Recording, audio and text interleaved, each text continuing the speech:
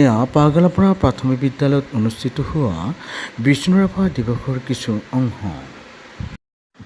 পুষ্পাঞ্জলি কৰি থকাৰ সময়ত ছাত্ৰ ছাত্ৰী অভিভাৱকসকল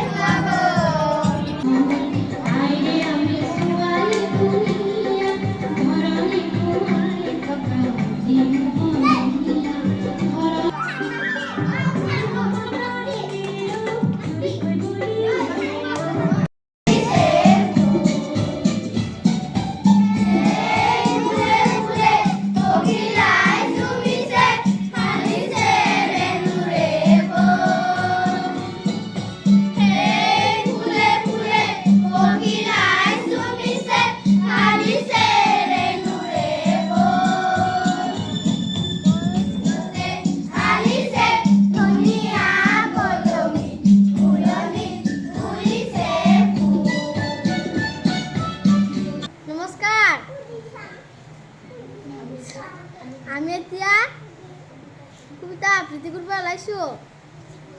কবিতাটোৰ নাম হ'ল ভাং ভাং ভাং ভাং। কবি কলাগুৰু বিষ্ণুপ্ৰসাদ ৰাভা।